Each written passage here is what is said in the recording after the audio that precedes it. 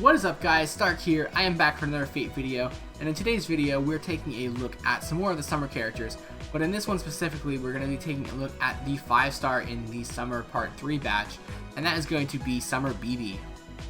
So Bibi comes back as a Moon Cancer just like her 4-star character, and I believe she's one of the only characters, if not the only character, to have 2 copies of herself in the same class. But she is a Moon Cancer, and at level 90 she will go up to 14,812 HP and 11,182 attack. Her star absorption is 52, her star generation is 14.8%, and her Noble Phantasm generation on her attacks is 0.61, and on defense it is 3%. So the whole thing about Bibi is that she has one of the most unique skills in the game, and we'll talk about it when we get to her 3rd skill, but I think a lot of people really want Bibi because of that, and that's kind of why I didn't really want her too much until I read it, and I was like, oh hey, that's actually really unique and really cool, so I definitely want to pull for her because of that. But I think that's where a lot of people want Bibi from because of that. She does have a fantastic kit of skills overall, though she has a ton of different effects that she can dish out, so it's going to be a bit of a mouthful to get through everything, but yeah, we're just going to go ahead and get right into it. Her first skill will increase her own critical strength and her critical star gather rate for 3 turns. So right off the back we have a fantastic skill, and this is one of the best crit skills in the game in my opinion. You get a 50% increase to your crit damage, and it's not just for 1 turn, it's for 3 turns. So typically when you get something like super powerful, it only lasts for 1 turn, or it has a really high cooldown. But this one has a 5-turn charge time at max level, so it doesn't even have a high cooldown. And you're also going to get a 800% increase to your gather rate for 3 turns. So you're going to be getting stars, and you're going to be doing tons of damage with Bibi with this. So right out of the gate, she's going to have a fantastic skill. Her second skill is a bit of a mouthful, so bear with me here. And it has a bunch of different effects. So the first one is going to increase her Noble Phantasm gauge. She'll be able to heal, she'll be able to increase her Buster Card effectiveness for 3 turns, her Noble Phantasm strength for 3 turns, and she's going to be able to apply evasion to herself 1 time over the course of 3 turns. That evasion is kind of a throwaway effect. You'd be able to dodge 1 attack over the course of 3 turns. If it would be nice if it was like 1 attack each turn for 3 turns, but this skill's already good enough. I guess they didn't need to make it any stronger.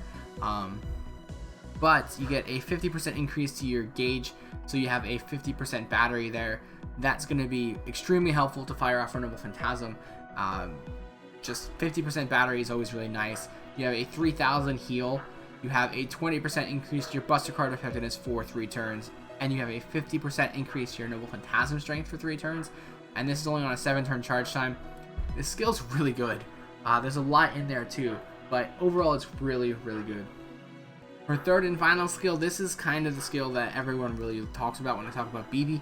It has one of the most unique effects in the game, and what it does is it will lock your current command deck. So all of your command cards that you have right on that turn you use this will be locked in place for 3 turns. So this is really good. So if you have like a character that you're going to use like a Buster Chain on, you'll be able to use it, lock it in place, and then for the next 3 turns you'll be able to do that Buster Chain with that character for the 3 turns and do a ton of extra damage because of that. Now typically you can't do that with the same character because you have 15 cards in the deck, and each turn you use different cards. But this will just be like, nah, I'm good actually. I'm going to keep those cards for 3 more turns. And then on top of that, you're going to get 10 stars every single turn as well. So you're going to be getting a good flow of stars. You're going to be able to keep your command deck the way it is for 3 turns. So there's no like RNG in factoring like, oh, well, what character am I going to be able to attack with? What cards am I going to get? Now you can kind of figure it out if you just sit there and think about like the game and what cards you've gotten. You can figure out what cards you're going to get, but this takes it out of there. You know exactly what you're going to have, so you don't have to worry about it. You can kind of plan ahead a little bit. You can also use the Mystic Code that will allow you to swap your command cards. So if you don't like what you have, you can do that, or you can just wait until you get a good turn and then go from there. So there's a lot of options here, and once you have that locked into place, you can basically plan out your next 3 turns before you even make your first turn, and that's going to be really helpful for strategizing and things like that, especially for harder quests where it takes a little bit of the RNG element out of it, so you know exactly what you're doing. And the best part about it is you don't even have to level it up effectively in order to use it, because it doesn't get better the more you level it up. You get more stars, but that's not really what I'm talking about. You could just use it right out of the get-go and be good to go. As far as her passives go, she has 4. The first one is the Territory Creation A, which will increase her arts card effectiveness by 10%. The second one will be the One Who Swallows the Land EX, which applies burn immunity to herself. So that's cool that she even has like a unique passive. And then she has the Entity of the Outer Realm, where she'll gain 2 critical stars every turn and increase her debuff resistance by 8%. And then finally, she has the Core of the Goddess A, which will apply damage plus 250 and increase her debuff resistance by 25%. So overall for her skills, she has a ton of different effects, a ton of different things in her kit. Overall, I really can't give it anything other than 5 stars. For her command card deck and her Noble Phantasm, she has 1 quick, 2 arts, 2 buster, and the hit counts are going to be 4 on her quick, 3 on her arts, 5 on her buster, and 4 on the extra attack. And as far as chains go, buster arts, buster extra for damage, and then she only has 2 arts cards, so you can't do arts chains with her, but you are going to just bring an extra arts card in there, and you'll get 95% of your gauge filled.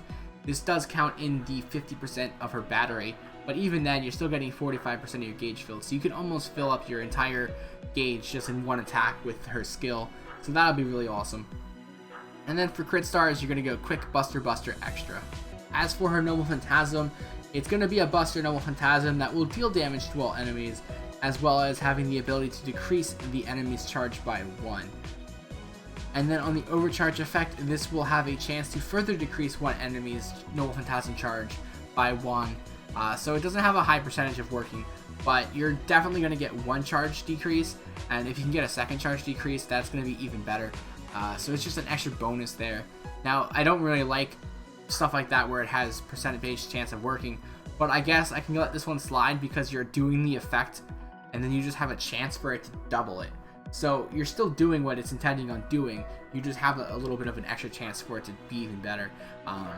But really, if you can get that to go off, you can basically just stop your enemy team from using Noble Phantasms completely, especially if you bring in like another character that could do the same thing. That would just be absolutely perfect. So for her damage, I'm going to give her 4 stars. So she's a Moon Cancer, so she doesn't really have any sort of benefits to most of the classes in the game. I know she's good against Avengers, but you don't really see Avengers very often, and if you do, they're just like boss characters, so you know it's just going to be maybe one here or there, so she doesn't really benefit too much from that, but she could do some pretty good damage overall, and she has a ton of buffs to kind of help with that, especially for like crits and stuff like that. So she kind of makes up for it with her skill effects, so 4 stars there. Her crit ability is going to get 5 stars. Her first skill is absolutely fantastic as far as crits go, and her third skill generates 10 stars every turn. If you combo that in with her passive, you're going to get 12 stars every turn for 3 turns during her third skill duration, and you know, combo that in with her first one there. There's a lot going on with her crits, there. She has decent stats as well for her generation. Her absorption isn't really that good, but she has her first skill for that, for absorption, so yeah, there's a lot there.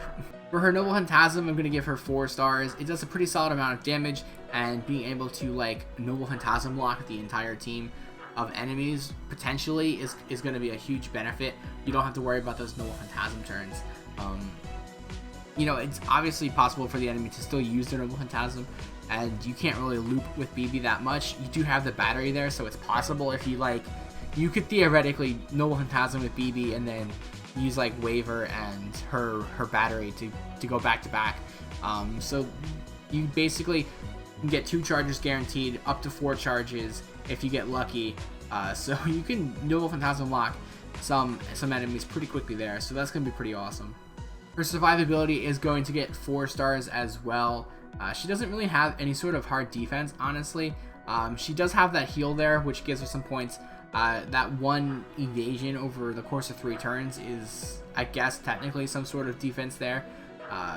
And being able to stop the enemies from using Noble Phantasms, just by default, is going to keep her alive a little bit longer. So 4 stars there. As far as support goes, I'm only going to give her 3 stars, and I've already talked about it a couple times, but you know, stopping enemies from using Noble Phantasms, that's good as far as support goes. and being able to lock the command cards is going to be pretty good. It's not necessarily like supporting the other teams though, so it's kind of weird. Like, do you bring it in or do you bring in an actual support character? That's a bit of a debate that you guys have to hatch yourself, depending on what team composition you're trying to make. So she doesn't really support the team that well, but it's a cool little gimmick that she has that no other character offers. So I think people are going to use her just because of that, just to be able to use that little bit of a gimmick and just have fun with it. I know I'm going to. So her overall ranking, she'll get a 4.2 out of 5. She's a really good character in my opinion, and she's really unique. She's got a ton of different effects, and she just looks like an overall fun character to use to play. So I can't wait to be able to get her leveled up and to get her onto a team and use her and see just if she's as fun as she looks to use. So that's it, guys. I hope you enjoyed the video. If you did, feel free to like, comment, and subscribe. And as always, I do have the links below to my Twitter, Twitch, Patreon, and Discord. So feel free to check those out. And as far as banners go for this character, she's a summer character, so she won't be coming back until next year for her rerun. And yeah, that's it, guys. I'll leave you here with her Noble Phantasm, and I'll see you next time. さあ、喜びなさい。